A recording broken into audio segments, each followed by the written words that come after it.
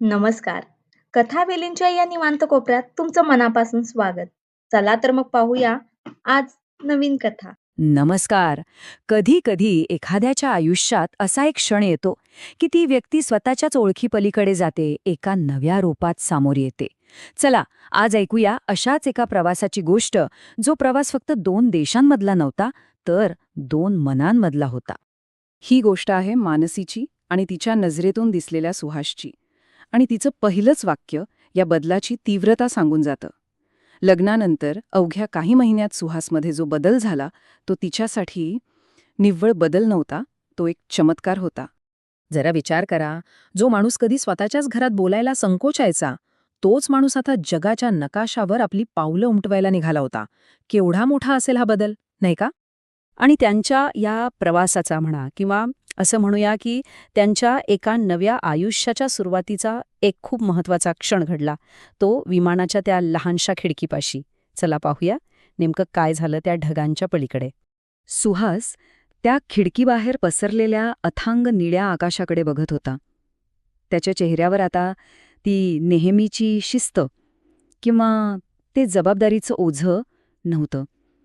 त्या जागी एक अगदी निरागस, लहान मुलांसारखा आनंद होता.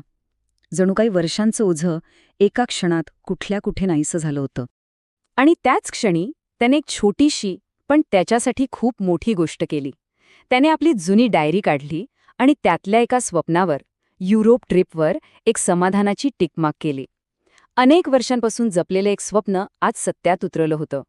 मग त्याने मानसीचा हात आपल्या हातात घेतला आणि अगदी मनापासून बोलला, "तुला माहितीये, इतकी वर्ष मी फक्त स्वप्नात उडत होतो, पण आज पहिल्यांदा मला जाणवतंय की माझे पंख खरोखर उघडले आहेत." तो क्षणभर थांबला, तिच्या डोळ्यात पाहिलं आणि म्हणाला, "लोकांचा विचार करणं मी सोडलं नाहीये, पण स्वतःचा विचार करायला मी तुझ्यामुळे शिकलो." आता याचा अर्थ असा नाही की तो खूप बोलका किंवा एक्स्ट्रोवर्ट वगैरे झाला होता.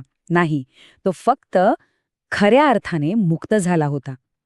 जसं एखादा पक्षी पिंजऱ्यातून सुटल्यावर मोकळा श्वास घेतो ना, तसाच तो स्वतःच्या विचारांच्या आणि जबाबदाऱ्यांच्या बंधनातून मोकळा झाला होता.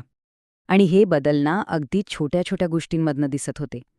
मानसी पाहत होती, तो आता अनोळखी लोकांशीही कसं सहज हसून बोलत होता, वेगवेगळ्या देशांतील संस्कृतींबद्दल किती उत्सुकतेने जाणून घेत होता. आणि हो, सगळ्यात महत्त्वाचं म्हणजे तो तिच्यासमोर आपलं मन पूर्णपणे मोकळं करत होता. सुहासमधला हा बदल पाहून मानसीच्या मनात नकळत काही ओळी गुणगुणात होत्या. 2 किनारे भेटले होते एका वळणावर संथ. आता मात्र सुरू झाला होता स्वप्नांचा हा पंथ. जणू 2 वेगळे किनारे एका शांत वळणावर भेटले होते आणि तिथून एका स्वप्नांच्या नव्या वाटेची सुरुवात झाली होती. एक वेळ होती जेव्हा सुहास प्रत्येक गोष्टीसाठी नशिबाला दोष द्यायचा. पण आता तो बदलला होता. आपल्या प्रामाणिकपणाचं आणि कष्टाचं जे काही फळ मिळालं होतं ना, ते तो तक्रार न करता अगदी आनंदाने स्वीकारत होता. खिडकी बाहेरचा सूर्योदय जणू त्यांच्या नव्या आयुष्याची साक्ष देत होता. म्हणतात ना की नदीचे 2 किनारे कधीच एकत्र येत नाहीत, पण जेव्हा प्रेमाची एखादी लाट येते तेव्हा ते किनारे वेगळे राहतच नाहीत. ते एकाच अथांग सागरात विरघळून जातात.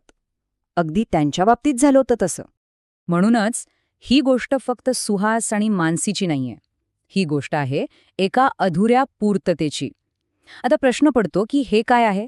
तर ही एक अशी पूर्तता आहे जी वरवर पाहता अपूर्ण वाटते, पण खरं तर त्याच अपूर्णतेत तिचं पूर्णत्व दडलेलं असतं. तेवढ्यात विमान ढगांच्या त्या पांढऱ्या शुभ्र चादरीत शिरलं होतं. सगळीकडे शांतता पसरली होती.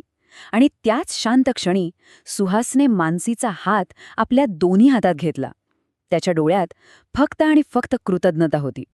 त्याने तिच्याकडे पाहिलं, एक मंद स्मित केलं आणि हळूच म्हणाला, "मानसी, आजपर्यंत माझं आयुष्य म्हणजे एक न संपणारं गुंतागुंतीचं वाक्य होतं, पण आज मला जाणीव झालीये, माझ्या त्या आयुष्यरूपी वाक्याचा पूर्णविराम तू आहेस." त्याच्या त्या एका वाक्याने मानसीच्या डोळ्यात पाणी तरळलं. तो पूर्णविराम आयुष्याचा शेवट नव्हता. तो होता एका जुन्या न संपणाऱ्या वेदनेचा अंत आणि एका सुंदर नव्या संसाराच्या सुरुवातीची निश्चिती. आणि अखेर ते 2 वेगळे किनारे एकाच क्षितिजावर पूर्णपणे विरघळून गेले होते, त्यांच्या प्रेमाच्या अथांग सागरात एकरूप होऊन. ही गोष्ट आपल्याला हेच शिकवते की कधीकधी दुसऱ्या व्यक्तीच्या येण्यानेच आपल्याला स्वतःची खरी ओळख पटते, नाही का? चला तर मग तुम्हाला आजचा व्हिडिओ कसा वाटला हे कमेंटमध्ये नक्की सांगा आणि असेच व्हिडिओ पाहण्यासाठी या व्हिडिओला लाईक आणि चॅनेलला सबस्क्राईब नक्की करा. धन्यवाद.